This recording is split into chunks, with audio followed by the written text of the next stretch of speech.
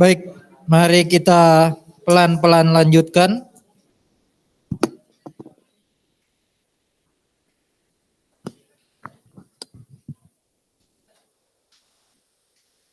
Ini yang saya sampaikan tadi, ada banyak topik yang harus diingat, dihafalin. Nah, itu yang membuat materi hukum pajak biasanya memang kurang menarik ya. Tapi ya mau gimana lagi, harus dijalani ya. Oke, berikutnya ada yang namanya teori mungut pajak. Ya, teori mungut pajak. Ada banyak teori, paling tidak 3-5 teori ya. Teori pertama mengatakan kayak gini, sebenarnya mungut pajak itu kayak mungut asuransi. Warga negara berharap dapat klaim, caranya dia harus bayar premi. Preminya itu namanya apa? Pajak. Warga negara pengen jalannya rata, ya bayarlah pajak. Jadi mirip kayak asuransi. Ya. Ada lagi teori yang kayak gini nih, yang kepentingan. Kamu pengen apa sih? Saya pengen urusan administrasi saya untuk apa? Sertifikat, untuk akte kelahiran, untuk paspor, semua jalan lancar. Itu kepentingan saya ya. Saya punya sesuatu yang pengen saya dapat. Nah, untuk sesuatu yang Anda pengen dapat itu ada harganya loh.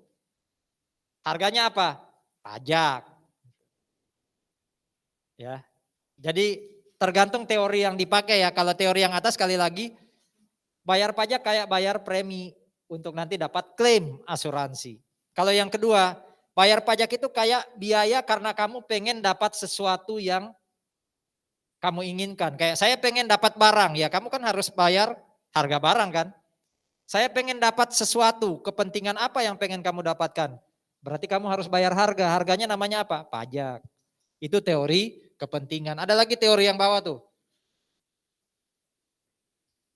Orang dipungut pajak harusnya sesuai dengan kemampuannya. Jadi orang mau bayar pajak itu sesuaikan dengan kemampuan dia. Oh ya, saya lupa tekankan ya. Kalau tadi ada prinsip pemungutan pajak, itu lebih ke arah negara atau pemerintah yang ditarget. Negara atau pemerintah yang diminta untuk bisa memenuhi prinsip pemungutan pajak. Tapi kalau teori ini lebih mengarah ke wajib pajak. Ya kan, coba lihat. Membayar pajak itu seperti bayar premi, berarti kan kita lebih melihat ke wajib pajaknya. Kalau yang tadi ini kan lebih mengarah ke pemerintah kan. Pemerintah, kamu kalau mungut pajak mbok ya ada kepastian hukum dong. Kamu kalau mungut pajak mbok di saat yang tepat. Gitu ya. Sementara ini sekali lagi ini lebih melihat ke wajib pajaknya. Jadi kalau wajib pajak bayar pajak mirip seperti dia berharap dapat premi, itu berarti teori asuransi yang dipakai. Kalau wajib pajak bayar pajak itu karena dia menyesuaikan dengan kemampuan dia, itu berarti teori gaya pikul atau daya pikul yang dipakai. Ada teori apa lagi? Katanya kamu pengen berbakti kepada negara. Nggak usah jadi militer, bayar pajak aja. Itu bukti kamu berbakti kepada negara. Wah, itu kan. Itu teori yang namanya teori bakti atau teori kewajiban mutlak. Ada lagi yang ngomong gini ya, saya bayar pajak berharap dapat profit. Kayak invest. Nah, itu teori daya beli. Agak beda dengan yang ini loh ya. Kalau ini lebih diarahkan pada kemampuan dia. Kalau ini pola pikirnya saya pengen dapat profit. Ya. Lupa apa bedanya dengan yang kepentingan tadi? Ya, ya agak beda dong. Ini saya punya kepentingan, saya bayar harganya. Kalau ini enggak, saya enggak punya kepentingan apa-apa. Saya pengen dapat profit. Ya, jadi kayak investasi kan. Teori daya beli ini atau sering disebut teori investasi itu teori yang mengharapkan dari uang yang saya bayarkan lewat pajak ada selisih yang saya dapat. Itu kan profit namanya. Ya. Apa bentuk profitnya ya? Bisa macam-macam kan? sarana prasarana, keamanan, dan semacamnya. Jadi itu dia, ada 5 teori pemungutan pajak. Nah, dari sini Anda bisa mulai meraba, melihat seperti apa bentuk-bentuk pertanyaan nanti. Bisa jadi ada kasus, lalu saya tanya ini lebih ke arah teori apa. Atau bisa jadi kalau multiple choice kan, di bawah ini teori yang sesuai dengan kondisi A apa gitu. Ya. Belum ada pertanyaan ya. Oke, sekarang Pak, apa bedanya prinsip dengan syarat ya? Topiknya mungkin yang dilihat lebih ke arah yang berbeda ya.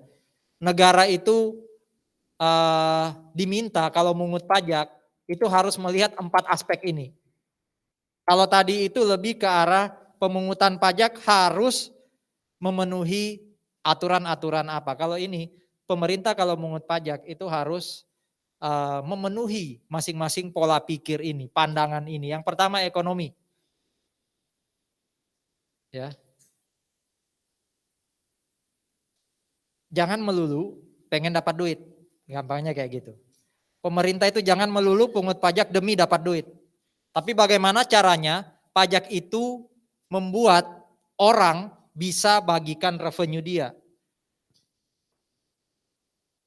Mungkin ada yang kesulitan ya, karena duitnya banyak, pusing gitu. Nah, salah satu caranya bayarlah pajak. Mungkin kayak gitu. Ya. Di gereja nggak sempat kasih persembahan. Ya.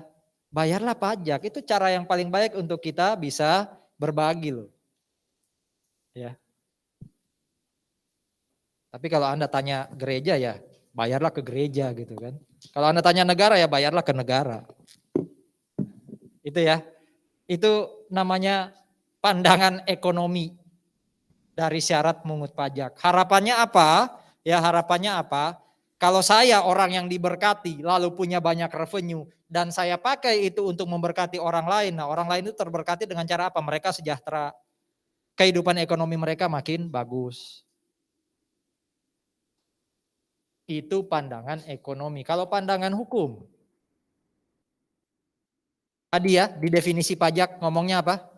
Pajak itu nggak boleh dipungut kalau tidak berdasarkan undang-undang. Jadi tidak ada pajak tanpa undang-undang. Kebetulan namanya undang-undang tadi kan dihasilkan oleh parlemen ya, oleh DPR. Itu kan perwakilan kita ya.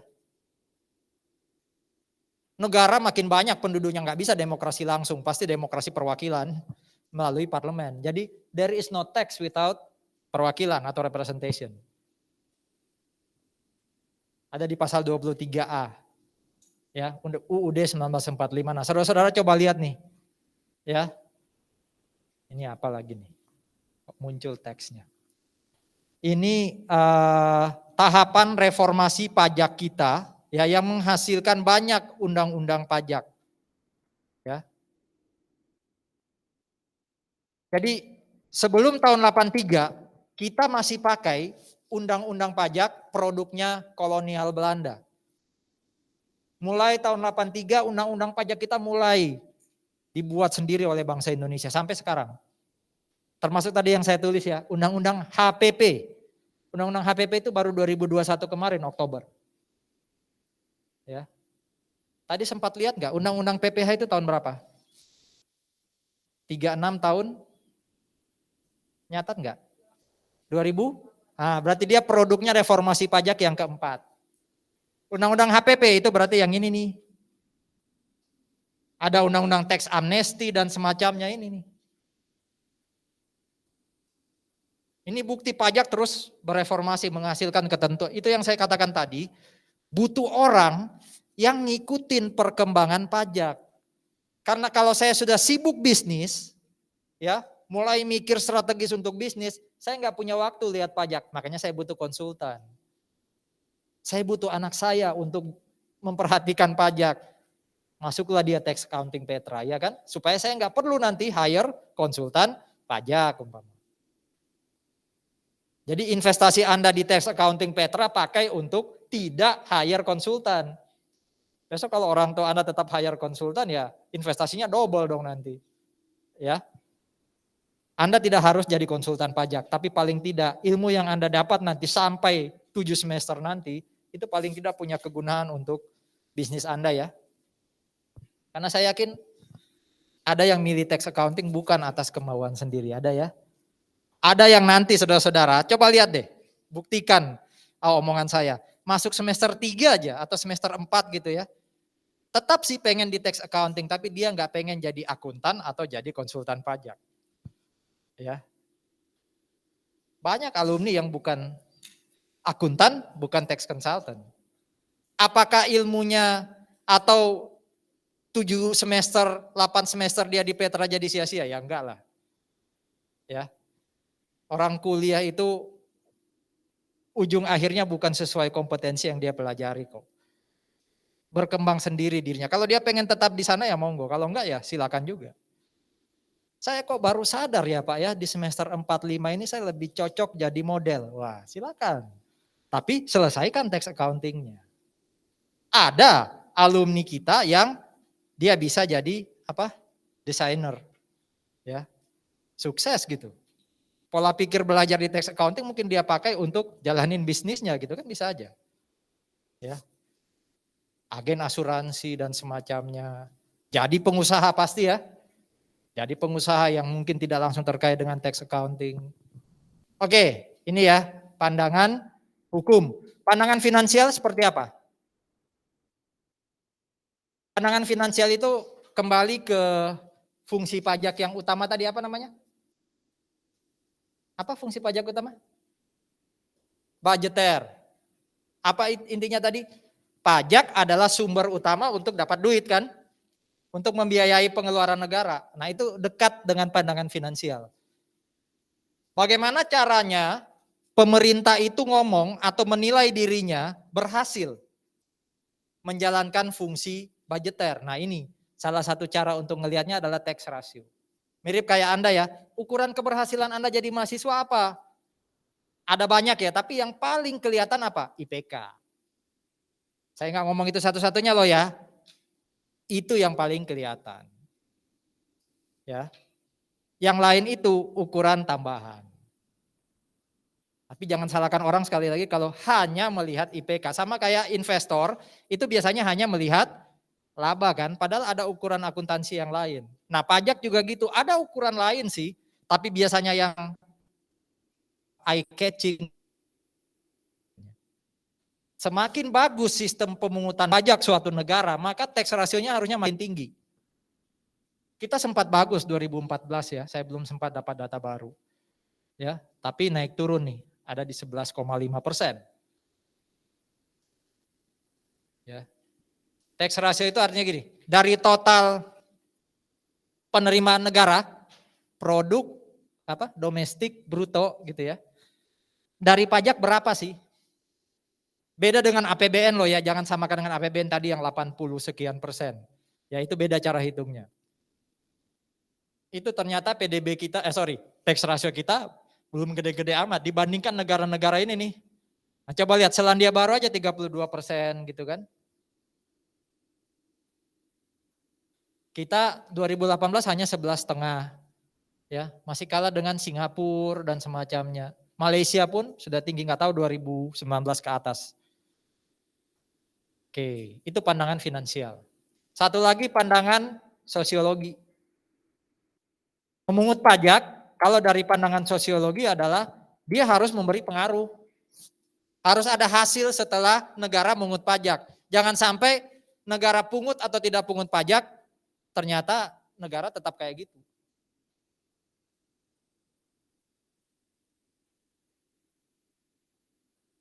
Cara menilai diri kita salah satunya adalah apakah kehadiran saya dimanapun saya berada itu memberi dampak enggak? Tentu dampaknya positif ya. Kalau dampaknya negatif karena saya hadir orang-orang akhirnya yang awalnya kumpul langsung pisah gitu. Nah, itu pasti sangat-sangat negatif. Kalau saya hadir dan tidak hadir tidak ada bedanya gitu ya. Tidak ada kontribusi saya itu berarti ya hidup kita perlu dipertanyakan gitu ya. Apa yang bisa kita lakukan buat orang sekitar kita sih. Nah pajak juga gitu. Jangan sampai mengut pajak malah tidak ada perubahan. Tidak ada dampak yang dilakukan. Nah, itu berarti tidak memenuhi syarat atau pandangan sosiologi. Ya. Nah, ada teori lagi asas. Nah, kalau ini lebih ke arah negara atau pemerintah atau dirjen pajak, ya, otoritas pajak, orang yang memang bertugas untuk mengungut pajak, itu mengungut pajak dasarnya apa sih? Ngenain pajak ke orang itu dasarnya apa sih? Kalau suatu negara, kalau suatu pemerintah mengenakan pajak didasarkan atas tempat kedudukan, present atau keberadaan seseorang, itu berarti negara tadi pakai asas domisili. Artinya gini, contoh ya, ini biasanya kaitannya dengan orang asing. Kalau ada warga negara Singapura dapat penghasilan dari manapun, mau dari Singapura, dari Amerika, dari Indonesia, selama dia tidak di Indonesia, maka pemerintah tidak bisa pungut pajak dari dia. Itu kalau pemerintah kita pakai asas domisili. Karena dia tidak berada di, karena dia tadi contoh saya tidak berada di Indonesia. Tapi kalau warga negara Singapura itu, walaupun dia WN Singapura, terima penghasilan anggap aja dari Jepang, tapi karena dia lagi ada di Indonesia, anggap aja setahun dia lagi ada di Indonesia, dia dapat penghasilan dari Jepang. Dia orang Singapura, penghasilan dari Jepang. Hanya kebetulan dia lagi di Indonesia nih setahun 2 tahun. Kalau pemerintah kita pakai asas yang atas, ya dia kena pajak, bayarnya di Indonesia. Kalau Indonesia pakai asas domisili loh ya. Kalau yang kedua itu ngomongnya gini, nggak lihat dia warga negara apa, nggak lihat dia lagi ada di mana. Pokoknya kalau penghasilan yang dia dapat dari Indonesia, saya kejar, dia harus bayar pajak ke Indonesia. Itu kalau Indonesia pakai asas sumber. Warga negara Singapura, lagi ada di Amerika, kebetulan dia bikin iklan, ya dapat royalti dari Indonesia, oh berarti dia bayar pajaknya ke Indonesia dong. Bukan WNI, tidak lagi di Indonesia, tapi penghasilannya dari Indonesia. Itu kalau Indonesia pakai asas sumber. Kalau Indonesia pakai yang bawah, yang kena WNI aja. Mau WNI itu dapat dari Singapura, dari Jepang, dari Amerika, dimanapun dia berada, selama dia WNI, bayar pajaknya ke Indonesia. Pertanyaan saya, Anda sudah sempat tahu nggak Indonesia pakai asas yang mana? Sumber ya. Iya. Dari mana taunya? Bukan domisili ya. Berarti kalau sumber, walaupun ada orang yang anggap aja dia 2 tahun di Indonesia WN Singapura, selama dia nggak dapat penghasilan dari Indonesia, dia nggak bayar PPh di Indonesia ya. Iya kan, sumber kan gitu ya. Dia hanya bayar ke Indonesia kalau dia dapat penghasilan dari Indonesia. Iya, Indonesia kayak gitu ya. Ya, jadi betul kita pakai asas sumber. Itu ya. Saya belum research lagi. Singapura pakai asas apa? Anggap aja, Singapura pakai asas kewarganegaraan. Anggap aja Anda orang Singapura. Ya, lagi ada di Singapura. Tapi dapat penghasilan dari Indonesia. Ya, dia pakai asas kewarganegaraan. Pertanyaannya, Anda bayar pajak ke siapa? Singapurnya pakai warga negara, Indonesia pakai sumber. Indonesia bisa klaim, Singapura juga bisa klaim. Yang kasihan siapa? Wajib pajaknya. Terus gimana dong solusinya? Nah, di pajak itu sudah diatur, pajak internasional pun sudah diatur. Ada yang namanya perjanjian G2G ya, antar pemerintah apa bilateral. Indonesia punya perjanjian dengan banyak negara soal pajak. Jadi ada perjanjian dengan Singapura, dengan Malaysia, dengan Jepang untuk ngatur yang kayak gini. Kalau sampai 2 asas itu berbeda antar negara. Jadi jangan sampai wajib pajak itu double tax. Ya terpaksa harus ada yang ngalah. Kalau PPh atas royalti yang pungut siapa? Kalau PPh atas dividen yang pungut siapa itu diatur. Nah itu sangat tergantung apa tuh? Sangat tergantung dengan apa? Itu namanya perjanjian ya, namanya tax treaty. TREATY, treaty. Kalau bahasa Indonesianya perjanjian penghindaran pajak berganda. Perjanjian penghindaran pajak berganda. P-nya ada berapa? 3 ya. Perjanjian penghindaran pajak berganda. Makanya sering disebut P3B. Nah, pertanyaan saya, itu sangat tergantung apa sih aturan itu? Kira-kira Indonesia lebih banyak diuntungkan atau lebih banyak dirugikan? Entah dengan Singapura, Amerika, negara Afrika, negara Eropa. Itu sangat tergantung dengan kemampuan diplomatis. Ketemu perwakilan dari Jepang, kita jangan kalah hawa ya. Nanti kalau kita kalah hawa, semuanya dipakai Jepang tuh. Nah ini moral of the story-nya adalah saudara-saudara, belajar pajak atau belajar apapun juga, salah satu soft skill yang harus dikembangkan adalah kemampuan speech. Nggak usah naif. Ya, yang saya cerita tadi ya, emang saya sepintar apa sih bisa dapat nilai bagus di kelas tadi? Bisa jadi karena saya pintar speech. Anda kagum ya ke saya, wah dosen gitu. Tapi Anda yakin saya pintar? Anda yakin gak saya sejago yang saya omongkan? Bisa jadi saya cuma jago ngomong loh. Tapi dengan bisa ngomong itu kan sudah ada nilai yang naik ya. Jadi salah satu yang harus Anda perbaiki, siapkan diri untuk menghadapi, kalau kata Mas Menteri Pendidikan itu kan, universitas itu harus kayak kolam. Di mana mahasiswa harus bisa berenang di kolam yang lebih besar, bahkan lautan. Nah, kolam kehidupan yang lebih luas tadi, salah satunya harus diarungi dengan apa? Kemampuan komunikasi.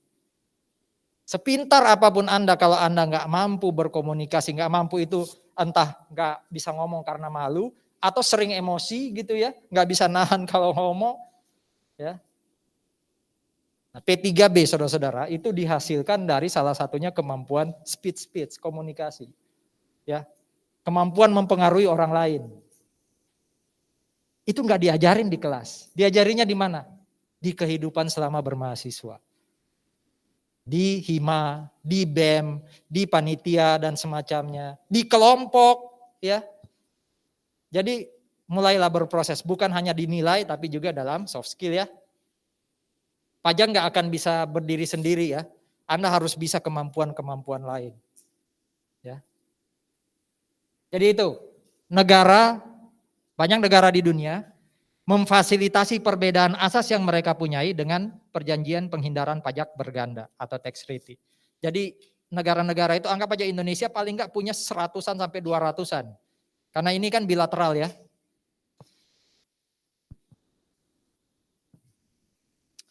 Kita selesaikan 9.45 ya. Hari pertama nggak usah ngegas lah Pak gitu ya. Nggak usah sampai jam 10 apalagi setengah 11. Oke. Bagaimana sih membedakan pajak? Pajak itu bisa dibedakan dari 3 hal. Nanti kalau kita belajar pajak yang lebih detail, ada pembedaan keempat. Tapi hari ini kita masih belajar pajak dibedakan menjadi 3 hal. Pertama, pajak itu bisa dilihat berdasarkan golongan, grup atau kelompok ya.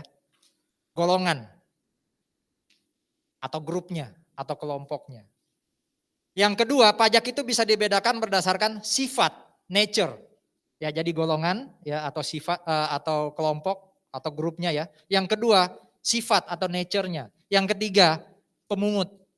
Kita lihat satu-satu ya. Pajak kalau dipisahkan atau dibedakan berdasarkan golongan itu ada 2. Jadi bercabangnya gitu ya, pajak ada golongan, ada sifat, ada pemungut. Golongannya dipisahin jadi 2. Ada yang namanya pajak langsung, ada namanya pajak tidak langsung.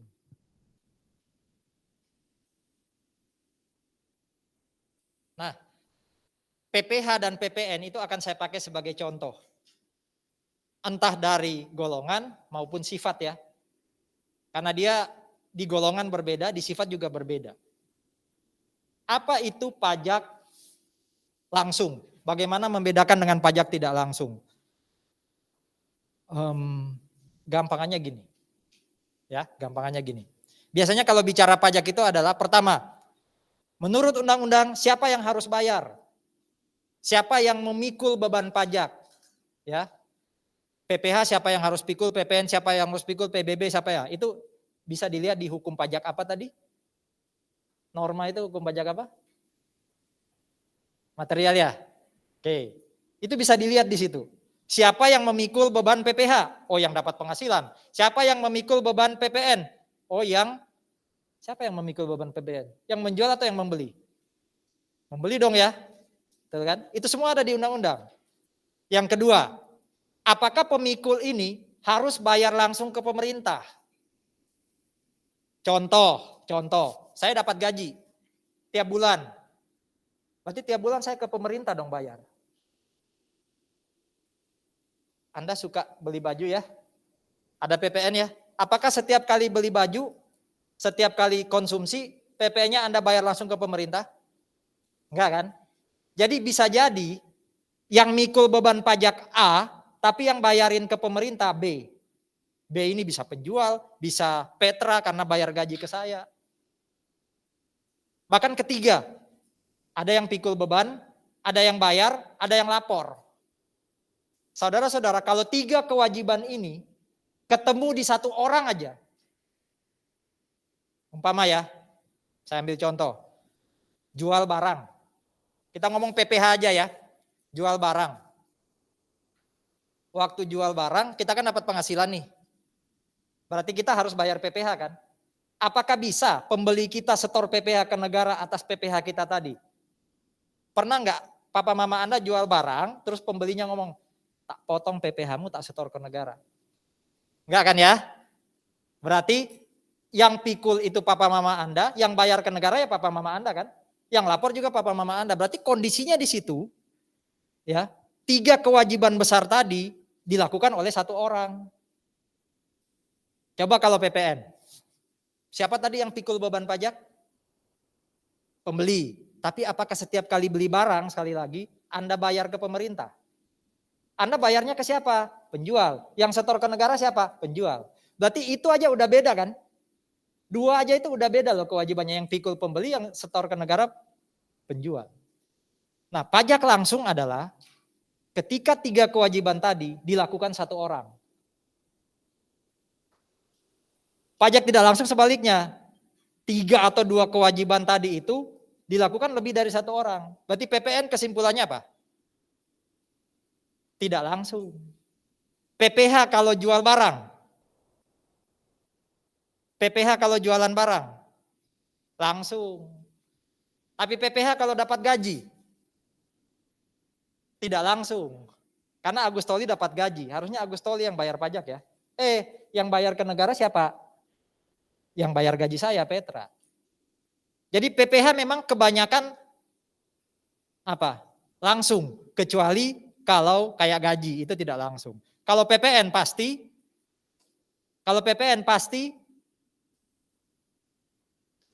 tidak langsung kalau PPN. Emang pernah ada pembeli yang setor ke negara kan enggak? Yang setor pasti penjual kan? Jadi PPN pasti tidak langsung. PPh kebanyakan langsung. Kebanyakan. Tapi ada beberapa yang tidak langsung kayak gaji ya, sekali lagi contohnya. Gaji itu yang harusnya kena pajak, yang harusnya setor itu saya, tapi yang nyetornya yang bayarin saya kan. Saya ulang ya, PPN pasti tidak langsung. PPh mayoritas sih langsung. Mayoritas. Paham ya? Bedain pajak langsung dan tidak langsung ya. Ada sih definisinya ya. Intinya gini, kalau ada definisi lain itu ngomongnya gini. Pajak langsung adalah pajak yang bebannya bisa dipindahkan ke pihak lain. Kan mirip kayak contoh saya tadi ya. Pembeli harusnya bayar ke negara, dia bebannya dia pindahkan ke penjual. Nah, itu tidak langsung berarti. Kalau yang langsung nggak bisa, saya harus langsung ke negara. Itu ya. Yang berikutnya adalah pajak berdasarkan sifat. Ada 2 jenis sifat pajak, yaitu objektif dan subjektif. Yang harus diperhatikan adalah yang kanan yang subjektif itu bukan berarti dia nggak lihat objek. Saya ulangi, kalau ada suatu pajak sifatnya subjektif itu bukan berarti dia nggak lihat objek. Karena mau nggak mau yang kena pajak itu apa? Objek. Betul ya? Pajak subjektif itu adalah pajak yang sebelum lihat objek Dia ngelihat kondisinya subjek dulu. Saya ulangi ya, pajak itu dikenakan terhadap objek. Berarti mau nggak mau pasti pajak dikenakan atas objek. Nah terus kenapa ada pajak subjektif?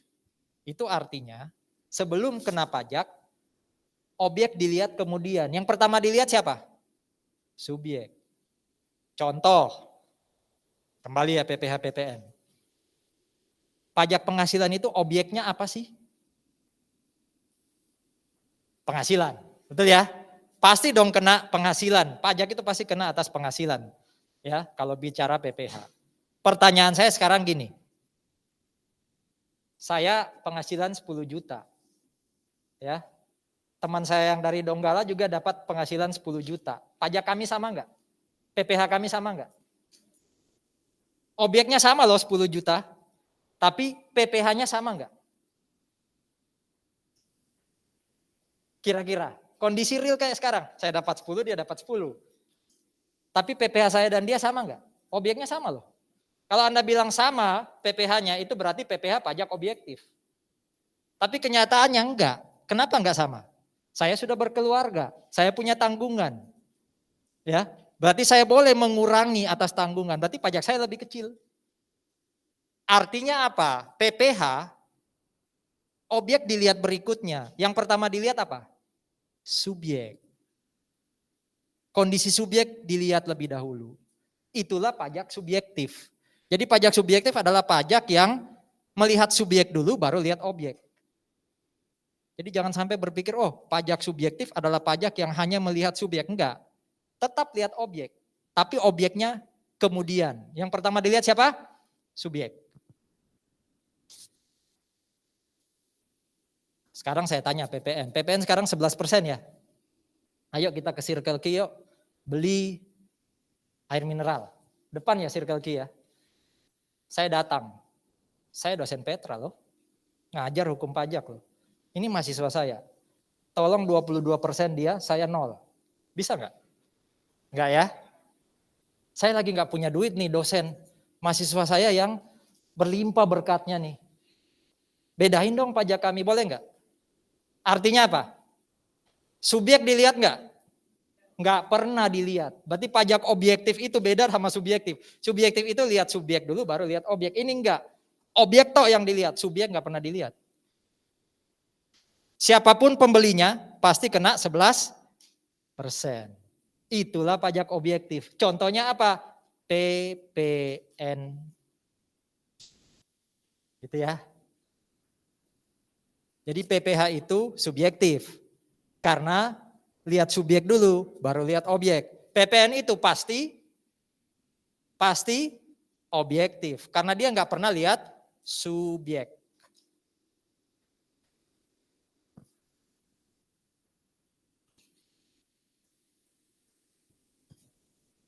Nah, tadi bedanya 3 ya. Golongan, sifat, dan pemungut.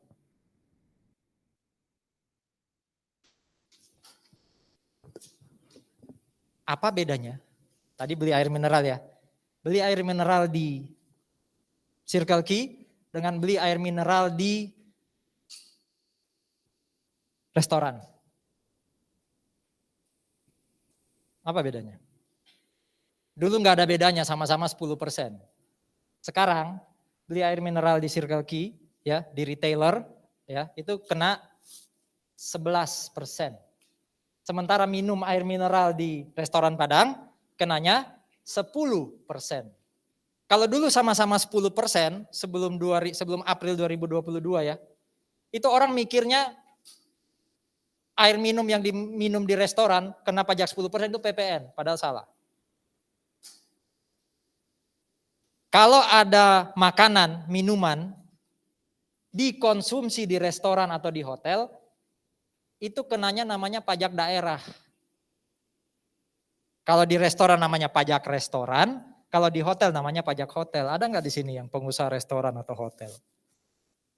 Ya, jadi pajak yang dibayar atas makanan minuman di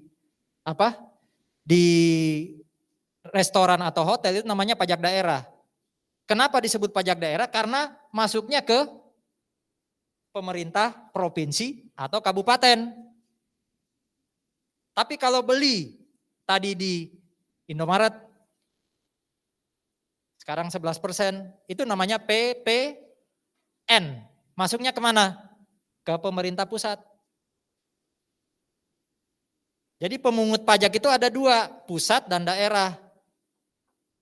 Bukan berarti kalau pajak pusat daerah nggak dapat, cuma dikit.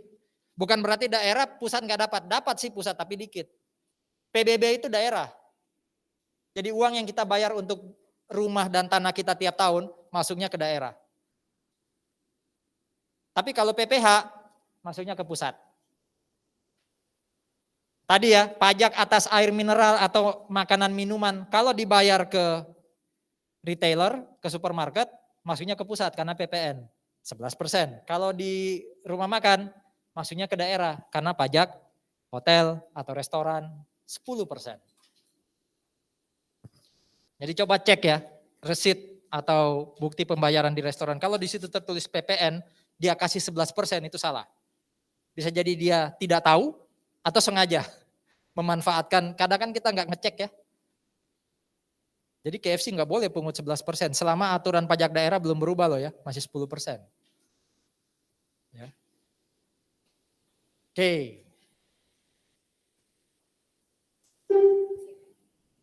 Saudara-saudara,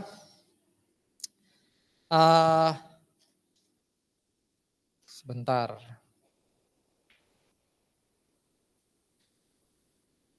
Saya